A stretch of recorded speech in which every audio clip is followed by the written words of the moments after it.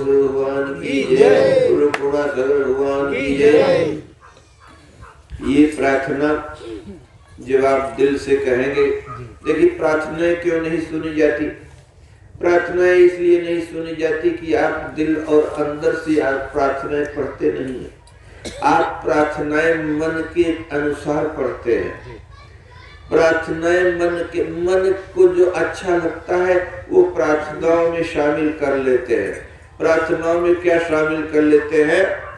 भर दे झोली यारे मोहम्मद, भर दे झोली यारे मोहम्मद, तेरे दर से न जाऊं मैं खाली, तेरे दर से न जाऊं मैं खाली। भर दे झोली, भर दे झोली, भर दे झोली यारे मोहम्मद। अब बताओ, झोली भर देगा तो क्या तुम परमात्मा के करीब जा पाओगे? झोली का मतलब होता है माया।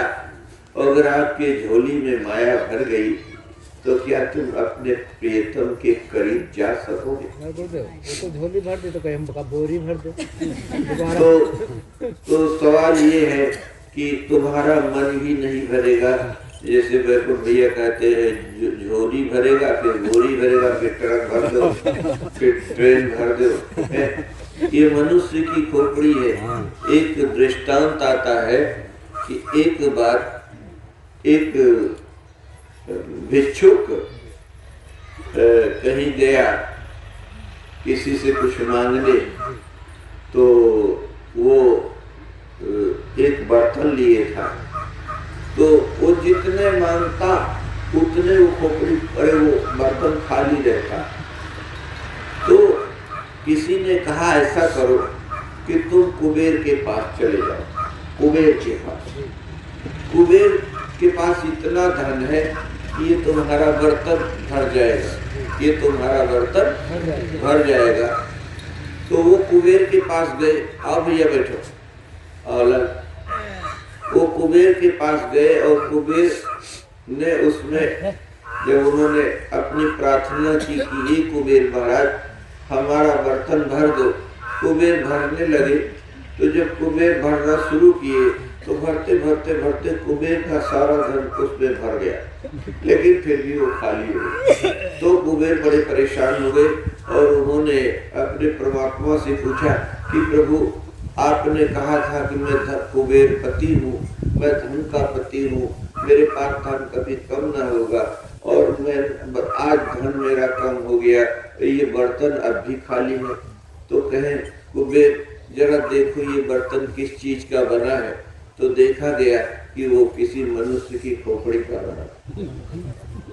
क्यों? तब परमात्मा ने कहा कि ये मनुष्य की खोपड़ी का बर्तन है, इसमें चाहे दुनिया डाल दो लेकिन ये अभाव में ही रहेगा। इसको चाहे जितना दे दो कभी ये संतुष्ट नहीं होता। ये कहता है अभी और, अभी और, अभी और, अभी और। कहा जाता है कि आप जब आप मालिक के करीब जाते हैं, कहाँ है? चीटा है, काटने दो उसे। जब मालिक के करीब कोई जाता है, क्या कह रहे थे भाई? मनुष्य की खोपड़ी वो ऐसी होती है, तो मतलब तो मालिक के करीब में कोई जाता है। हाँ, मालिक के करीब में कोई जाता है तो मालिक उतना देता है जितने से काम चल जाए, क्योंकि वो जानता है कि अगर हद से ज्यादा माया किसी को दे दी गई तो वो बदल जाता है, उसके अंदर अहंकार आ जाता है। अगर आपने देखा होगा जीवन में न जाने कितने जमीन पर थे हैं, और शायद हमने बहुत से लोगों को देखा है। और बहुत से छोड़ो, इसी गोसाई बाबा की कथा है, यहाँ बहुत से लोग झाड़ू लगाते थे। आज जब उनसे कहा जाता है यहाँ आओ, तो अपनी गरिमा को गिरता देखते हैं। क्यों? ये मतलब इसीलिए हमारे भक्तों ने भगवान से कहा है इतना धन ना देना, इतना धन ना देना ऐ मेरे मालिक कि तेरा दर आना ही भूल जाऊं। इतना धन ना देना कि ऐ मेरे मालिक तेरे दर आना ही भूल जाऊं। इतना मद न देना ऐ मेरे मालिक कि तेरे चरणों में झुकना भूल जाऊं।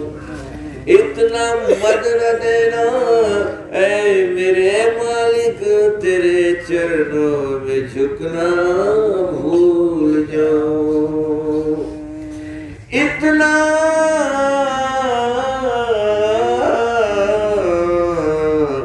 ख्याल रखना, इतना ख्याल रखना तेरे दर से कहीं दूर न जाओ, तेरे दर से कहीं दूर न जाओ। इतनी प्रतिष्ठा न देना ऐ मेरे मौला, इतनी प्रतिष्ठा न देना ऐ मेरे मौला कि अपने माँ बाप को ही भूल जाऊं। इतनी प्रतिष्ठा न देना ऐ मेरे मौला कि अपने माँ बाप को ही भूल जाऊं। तेरी पग धूली बने माथे की तिलक, तेरी पग धूली बने चरणामृत, अरे मैं से कभी रहने न देना। मैं अहंकार, ये जो धन आता है अगर ये हद से ज्यादा हुआ, नमक खाते हो और थोड़ा हो गया तो आप दाल छोड़ देते हो, उसी तरह से जिस व्यक्ति में अहंकार ज्यादा आता है उसको लोग किसी को अच्छा नहीं लगता है। मजबूरी और है कि उसको चाटे लोग लेकिन छोड़ देते हैं। इसीलिए परमेश्वर से हमेशा कहा गया है क्या, मेरे जूते में एक कील हमेशा रखना ताकि गुरुदेव तुम्हारा ध्यान रहे। मेरे जूते में एक कील निकाल देना, वो चुभती रहेगी और गुरुदेव तुम हमें याद आते रहो। इतना आराम न देना कि दुनिया तो भूलूं और तुम्हें भी भूल जाऊं। जमीन पे रहने देना, हवा में उड़ने से बचा लेना। जमीन पे रहने देना, हवा में उड़ने से बचा लेना।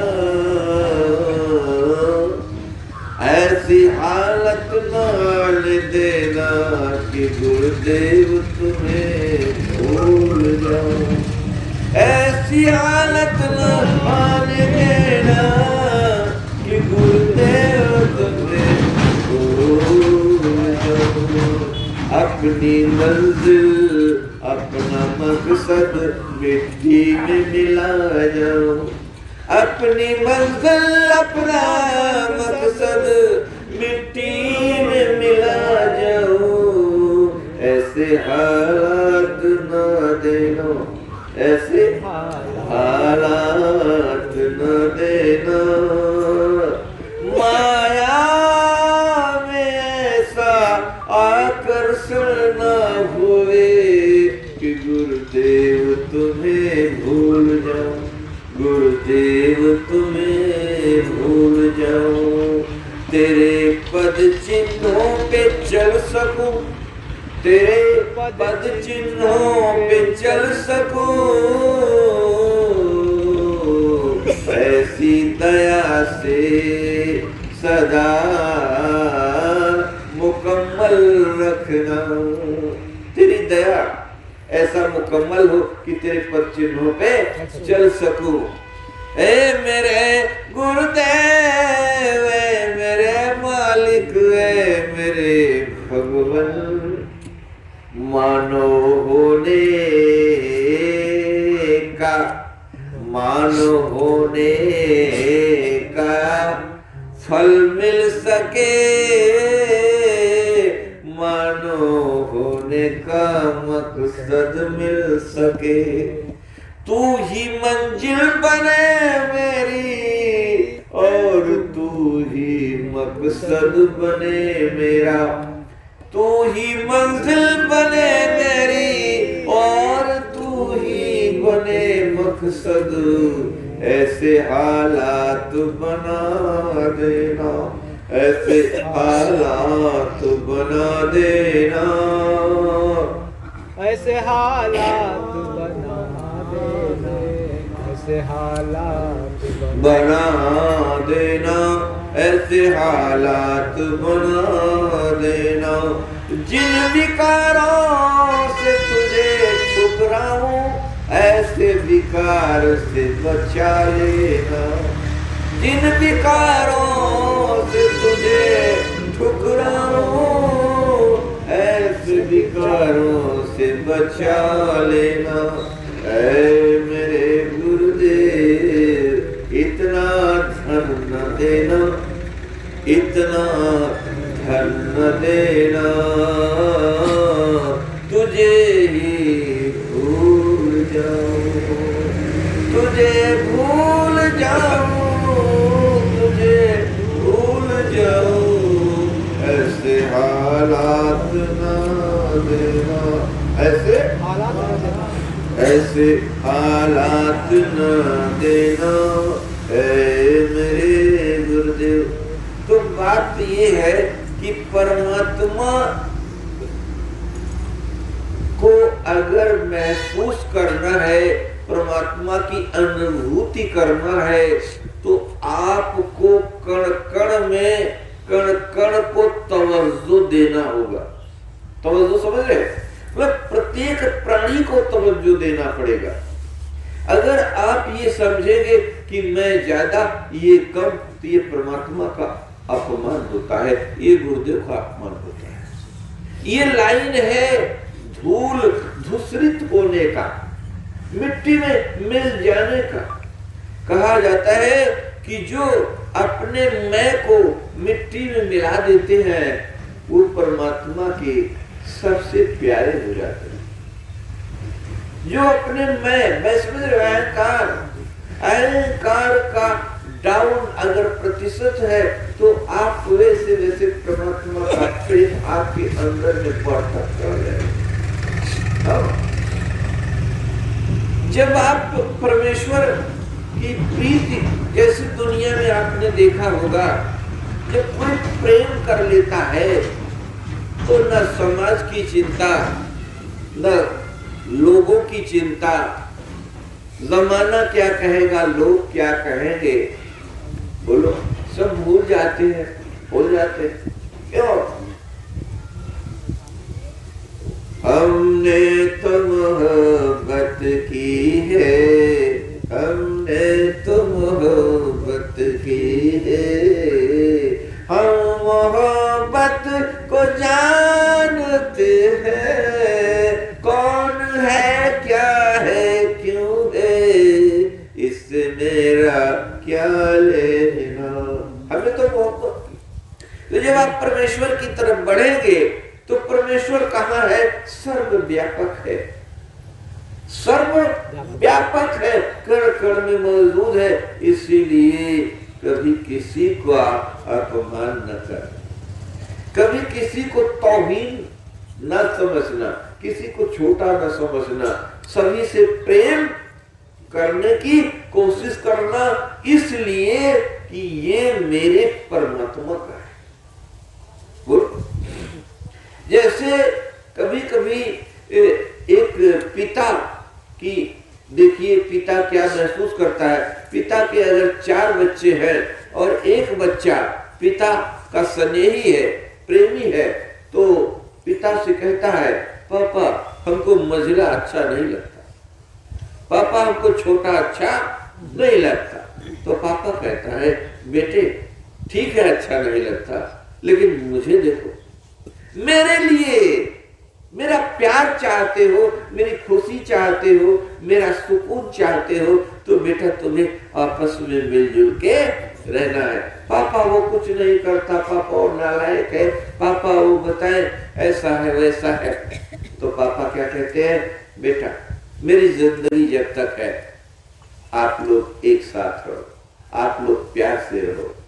तो ये पिता कहता है ना, तो इसी तरह से अगर जगत पिता, अपने पिता की अगर कृपा लेनी है, अगर अपने पिता का आशीर्वाद लेना है, तो तुम्हें पिता की इच्छा की अनुसार जीवन चलाना है, जीवन बिताना है। और इसी तरह से परमेश्वर के निकट जाना है, तो इस दुनिया को सहना पड़ेगा। लोग कहते मैं नहीं सहूंगा, परमेश्वर मिले या ना मिले। तो उस तरह हो जाता है जैसे कोई कह रहा है मैं आग में कूदूंगा, अंजाम कुछ भी हो। ठीक है, कूदो आग में, लेकिन याद रखो परमेश्वर की अनुभूति करनी है, परमेश्वर को पाना है और मानव जीवन का सार्थक करना है, तो तुम्हें ईश्वरी गुणों का विकास अपने अंदर करना ही पड़ेगा। ईश्वरी गुण जानते हो क्या है? जो एक मानवीय गुण है, एक मनुष्य के गुण जो है वही ईश्वर के गुण है। तुम्हारी सहनशीलता, आप कहते हो सहनशीलता करके देख लिया, मैंने अच्छे अच्छे पुजारियों को देखा, कहा मैंने सहनशीलता करके देख लिया, मेरे बस की नहीं है, अब तो मैं ईश्वर का ही भजन करूंगा। ईश्वर का भजन करेंगे और सहनशीलता करके देखिए। ईश्वर का भजन करने वाले सहनशीलता से दूरियां नहीं बनाते। ईश्वर का भजन करने वाले समदर्शिता से दूरियां नहीं बनाते। ईश्वर का भजन करने वाले ईश्वर की निकटता का लाभ लेना है, तो तुम्हें अपने पराये से ऊपर उठना ही पड़ेगा। कर पाओ या ना कर पाओ तुम जानो, तुम्हारा काम जाने, लेकिन अगर ईश्वर के निकट जाना है, ईश्वर के सानिध्य में जाना है, तो तुम्हें मानवीय गुणों का विकास करना ही होगा। बिना मानवीय गुणों के विकास के कोई आध्यात्मिक ऊंचाई तय कर ही नहीं सकता। समझ गए? चाहे जितना आंख मूंदो, चाहे जितना कान रूधो और चाहे जितना काया को कष्ट दीजो, लेकिन अगर तुम्हारे अंदर मानवीय गुण नहीं है, अगर तुम मनुष्य नहीं हो और मनुष्यता के गुणों का अगर विकास नहीं कर पा रहे हो, तो याद रखो आंख मूंदते रह जाओगे, दीदार उसका कभी न होगा।